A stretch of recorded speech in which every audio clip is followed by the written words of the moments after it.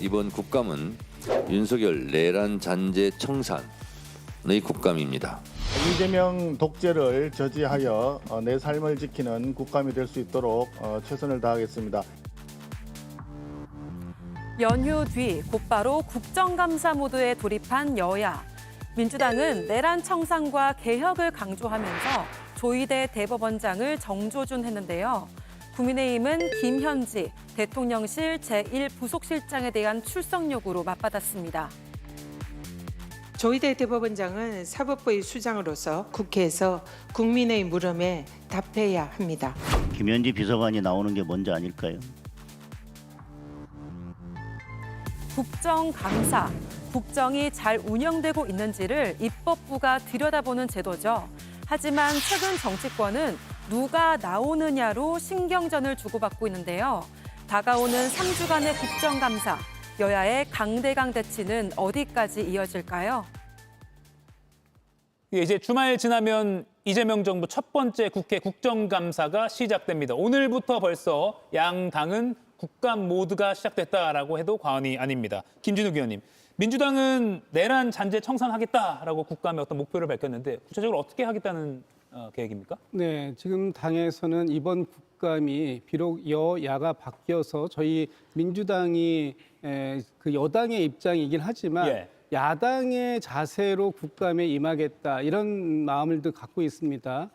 지난 그 1년 동안 중에 이재명 정부가 실질적으로 국정을 이끌어온 거는 한 4개월 남짓밖에 안 되고 나머지 기간 동안 윤석열 정부 또 그리고 그 이전에 3년 동안의 윤석열 정부가 어느 만큼 이 국가의 국정을 무너뜨렸는지를 확인해야 뭔가를 바로 세우기 위해서라도 그런 부분들을 명확하게 해야 되겠다. 그런 차원에서 이번 국감을 저희가 야당 의원의 그런 심정으로 하겠다. 이렇게 이제 당에서도 밝힌 바 있고요. 예. 좀 전에 나왔던 그 관저 문제, 그 관저의 불법 증축 문제라든지 아니면은 거기에 인사 개입이 됐다는 문제 또는 지금 이렇게 외교부 공간이 계속해서 연쇄적으로 밀리면서 수많은 혈세가 들어갔던 부분 또 이번에 국정자원관리원의 화제가 있었고요. 예. 그 부분에 있어서 지금 많이 아직도 국가 전산망이 복구가 안 되고 있는 부분이 있는데 근본적인 원인이 무엇 때문이었는지 과연 22년도의 카카오 사태 이후에 23년도에 국가 전산망의 마비를 1차로 겪고 난 이후에 그동안 윤석열 정부에서의 준비 상황이 어땠길래 이번 이 화제가 그렇게 장담하던 3시간 이내에 복구는커녕 2주일이 지나도록 30%대에 머물고 있는가 하는 부분에 있어서도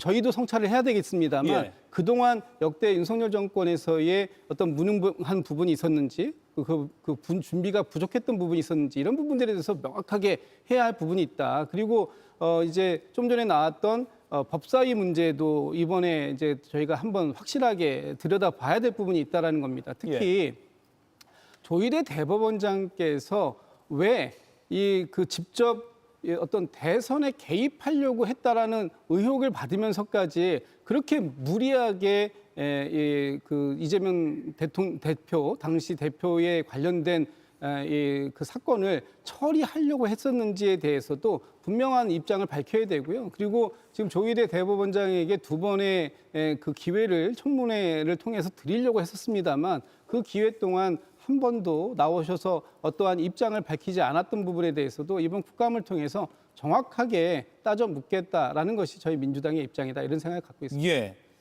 송영훈 의원님, 장동혁 국민의힘 대표는 민생 싸움꾼이 되겠다라고 오늘 선언했습니다. 국민의힘이 지금 머릿수가 모자라지 않습니까? 예. 그러면은 야당은 머릿수로 싸우는 게 아니고 머리로 싸워야 됩니다. 그러니까 장동혁 대표가 싸움꾼이라고 표현을 했지만 사실 국정감사를 정밀하고 예리하게 잘함으로써 과거의 보수다운 유능함을 보여주는 것이 민심을 얻는 첩경입니다. 그 말씀을 드리고 지금 언론에서 이제 이구동성으로 이번 국감의 격전지가 될 것으로 예상하고 있는 상임위들이 있죠. 예. 대표적으로 운영위, 법사위, 과방위 같은 곳들이 있습니다. 그런데 제 개인적으로는 이런 곳들은 물론 당연히 언론의 주목을 받겠지만 야당이 정말 유능함을 보여야 되는 상임위는 현재 외통위라고 생각합니다. 예. 외통위에서 지금 한미 관세 협상 관련해서 국감 관련한 질문들을 상당히 좀 정밀하고 정교하게 할 필요가 있어요. 우리 국민들께서 관세 협상이 도대체 어떻게 진행되고 있는지 아직도 제대로 알지 못하고 계십니다. 특히나 김정관 산업부 장관이 지난달에 방미했을 때가 9월 11일부터 13일까지였습니다. 아마 우리나라의 양해각서 수정안이 그 무렵 미국에 건너갔을 가능성이 커요. 그럼 이제 4주 정도 지났는데 예. 그 피드백이 도대체 어떻게 왔고 우린 앞으로 어떻게 해나갈 것인가 여기에 대해서 외통위의 경험 많은 국민의힘 국회의원들이 좀 질문을 상당히 세심하게 해서 그래도 국민의힘이 외교와 국익에 관해서는 유능함이 살아있구나라는 것을 좀 보여주셨으면 하는 개인적인 바람이 있습니다. 예. 당장 월요일 첫날부터 법사위 국감 대법원에 대한 감사가 예정돼 있는데요. 조희대 대법원장이 일반 증인으로 지금 채택이 되어 있기 때문에 통상적으로는 대법원장은 간단히 인사말을 하고 법사위원장에게 양해를 구하고 허락을 받아서 이석하는데 이번에는 끝까지 앉혀놓고 질문을 하겠다라는 게 민주당 입장입니다. 조윤삼 의원님, 이게 입법부로서는 당연한 권한이다라는 게 지금 민주당 입장이잖아요. 그렇죠. 국정감사는 헌법이 국회에 부여한 권한이라고 할 수가 있습니다. 헌법상의 권한을 제대로 행사하겠다는 것이죠. 조희대 대법원장의 경우에는 앞서 말씀하신 이재명 당시 대표의 그런 파기환송심 그리고 이 직위원 재판부에 대한 조치 사항에 대해서 국민적인 의혹이 굉장히 많은 상황입니다. 거기에 대해서 분명한 입장을 아직까지도 밝히지 않고 있다고 하겠죠. 그렇다고 한다면 국정감사를 통해서 증인 신문을 통해서 이 부분을 반드시 입증하고 규명할 필요성이 있다고 하겠죠. 그렇다고 한다면 지금 우리나라 국정감사법에 따른다고 한다면 그 누구도 예외는 없습니다. 대법원장도 국정감사의 증인으로 채택이 된 경우에는 출석을 해야 될 의무가 있다고 할 수가 있겠고요. 앞서 여러 차례 말씀을 하셨겠지만 존경받는 초대 대법원장인 김병로 전 대법원장의 경우에도 국회에 수차례 출석을 해서 본인의 입장을 피력했다고 합니다. 그렇다고 한다면 과연 조희대 대법원장에게 이러한 예외 사유를 인정할 필요성이 있을까라는 생각이 들 수밖에 없고요. 사법부의 독립을 자꾸 말씀을 하시는 경우가 있는데 사법부의 독립이라는 것은 재판에 개입을 하는 경우를 말하는 겁니다. 재판의 유죄, 무죄에 영향을 미치는 것을 방지하겠다는 의미가 있다고 할 수 있겠고요. 지금의 사항은 이미 지나간 거예요. 이미 파기환송심 사건 이미 결정이 난 사안입니다. 그 사안에 대해서 대법원장으로서의 어떠한 입장을 가지고 있는지 국민들이 그 목소리를 듣고 싶다는 것이기 예. 때문에 반드시 출석해야 될 의무가 있다는 생각이 듭니다. 김영 의원님, 나경원 국민의힘 의원은 민주당이 이거 안 나오면 동행명령장까지 발부하겠다라고 하니까 이거 깡패 같은 무리수다 이렇게 비판을 했거든요. 민주당에서 조희대 대법원장에 대한 흔들기가 도를 넘어섰기 때문에 나경원 의원께서는 강한 표현으로 응수했다고 보입니다. 지금 민주당에서 보이고 있는 행태 중에서 가장 납득이 안 되는 것은 그러면 조희대 대법원장을 증인으로 부른 이유가 과연 파기환송을 해서 그런 건지 아니면 4인 회동을 통해서 파기환송을 했다라고 주장하는 건지 그게 명확하지 않는 것 같습니다. 4인 회동을 했기 때문에 해서 파기환송을 했다는 주장을 처음에 민주당이 아주 강하게 펼쳤지 않습니까? 그런데 그 근거가 없습니다. 4인 회동을 했다는 근거를 어디서 볼 수 있습니까? 처음에 의혹 제기 한 유튜브를 보고 제기했던 의혹을 가지고 추가적인 의혹도 증거도 지금 제출하지 못하는 상황에서 3부 요인 중에 한 명인 조희대 대법원장을 부르겠다는 것은 굉장한 무리수입니다. 조선시대 때도 풍문 탄핵이라는 게 있었습니다. 소문으로만으로 사관원의 관료들이 일반 관료들을 탄핵할 수 있었는데요. 그 탄핵을 했었을 때 만약에 그 소문이 거짓으로 드러나게 되면 사관원 관리가 스스로 자리에서 물러났었습니다. 민주당에서 지금 풍문으로 이런 식으로 많이 하고 있는데 과연 자리에서 물러나고 책임지는 국회의원이 있는지 의문이고요. 더 나아가서 민주당에서는 지금 사법부가 전혀 견제받지 않고 있다고 주장을 하는데 우리 헌법에 사법부 견제하는 권한이 있습니다. 대법관 탄핵할 수 있습니다. 민주당 22대 국회에서 30번 넘게 탄핵하셨지 않습니까? 왜 이번에만큼은 탄핵을 하시지 않습니까? 탄핵을 통해서 정당하게 수사받고 절차를 밟으시면 되는데 그렇지 않게 행동하는 것 자체가 사법부 흔들기고 결국에는 이재명 대통령 지키기라는 비판을 피할 수 없을 겁니다. 예, 오늘 출근길에는 조희대 대법원장이 기자들의 질문에 아무런 답변을 하지 않았다고 알려져 있습니다. 조희대 대법원장이 다음 주 월요일 법사위 국감에 불출석할 가능성 또는 출석 후에 모두 발언만 하고 관례대로 자리를 뜰 가능성 또는 출석해서 답변은 하지만 증언 자체를 거부할 가능성 등이 거론되고 있습니다. 송영훈 위원님, 사법부 수장으로서 입법부의 국민을 대변하는 입법부의 질문에 대답할 의무가 있다라는 이 원론적인 입장에 대해서는 지금 이 상황과 대비해서 어떻게 판단하십니까? 그게 원론이 아니고 잘못된 겁니다. 대법원장이 나오는 것과 법원 행정처장이 나오는 것은 달라요. 87년 민주화 이후에 이런 관례가 확고하게 정착되어 있는 것은 법원 행정처장은 신분은 대법관이지만 사법행정만 관장하면서 재판에 전혀 관여하지 않기 때문입니다. 본인이 재판을 안 해요. 그래서 국정감사에서 선서하고 기관 증인으로 나와도 설령 재판에 대한 질문을 받는다고 한들 원론적인 답변만 하면 되는 것이고 재판 독립의 침해를 차단할 수 있는 겁니다. 그러나 대법원장이 나오게 되면 더더군다나 지금 민주당이 따져 묻겠다고 하는 사안은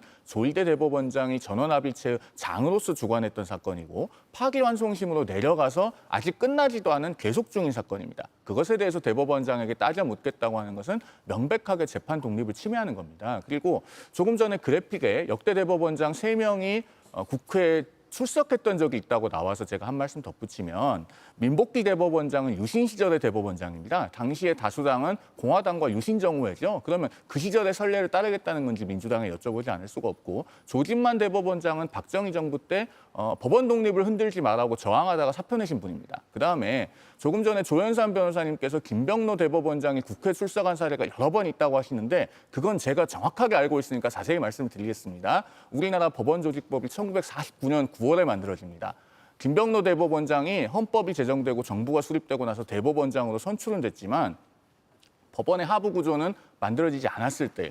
법원 조직법도 만들어지기 전이었기 때문에 당시에는 3권이 미분화되어 있어서 1949년에 국회에 몇 번 나왔습니다. 어떤 일이 있었냐면 당시 반민특위는 헌법상 근거가 있었습니다마는 무려 국회의원 5명이 반민특위 재판관을 겸할 정도로 3권이 미분화되어 있는 상태였습니다. 그런 상황에서 반민특위 1호로 구속됐던 박흥식이라고 하는 재벌이 있습니다. 구속됐다가 보석으로 풀려나요. 이질이 걸렸다는 이유로. 그래서 그 당시에 난리가 납니다. 그래서 국회에서 어느 국회의원이 그 반민특위 재판관을 전부 다 부르자고 이야기합니다. 그 국회 속기록을 보면 재판관들을 전부 다 부르자는 어느 국회의원은 말에 아무도 대꾸를 해주지 않고 넘어갑니다. 그리고 김병로 대법원장은 국회가 강제로 불러서 나오는 것이 아니라 당시에 3권이 미분화된 시대였기 때문에 국회를 설득하기 위해서 본인이 나왔는데 나와서 뭐라고 이야기하냐면 내가 반민특위의 재판부 장을 맡고 있지만 재판관들의 결정에 대해서는 일절 관여할 수 없다.